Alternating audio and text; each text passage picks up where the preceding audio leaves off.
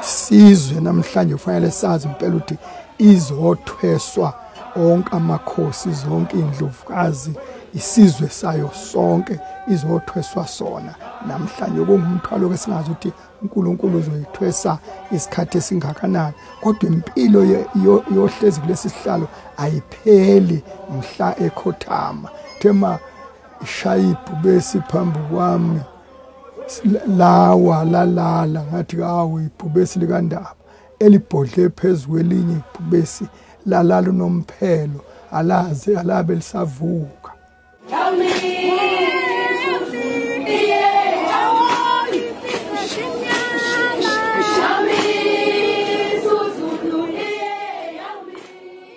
Engibona izolo kimi nje namhlanje engakutshena umhlaba, cha ngibonile ukuthi sinengonyama kwaZulu ayiceleli ukuba ingonyama, ayiphiwa yithi ukuba ingonyama, kodwa inikwe lawo mandla anikwa ingonyama uShaka, ngoba emlandweni ingonyama uShaka yalibulala ibhubesi isekwa mthetho.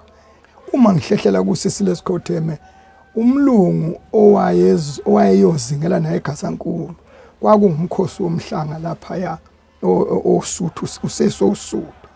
Wathi Zulu ngize kini ukuzoniqinisekisa ukuthi ninengonyama, ninenkosi. Wathi umlungu umzingeli bengiqala ukubona ibhubesi lifulathela isidalwa esiwumuntu.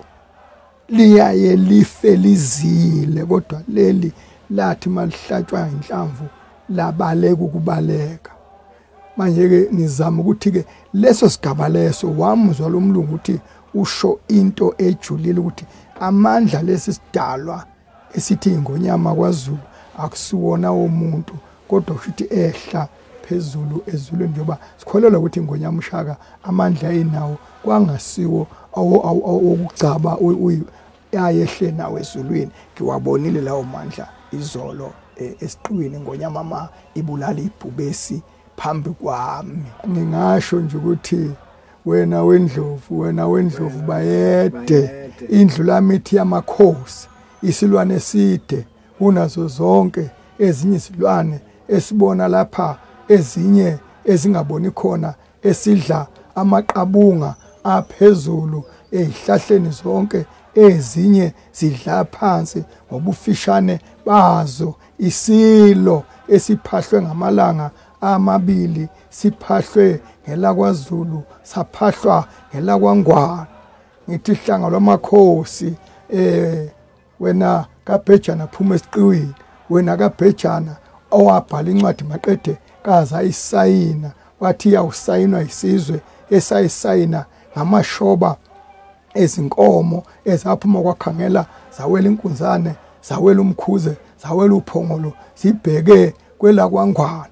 Undaba ongalingani nantaba ngobuthi mayelele abengangemfula yezwe lonke lakwaZulu lihlangene nelakwangwane, avuke abengaphezulu intaba zonke zezwe lakwaZulu sezihlangene nelakwangwane.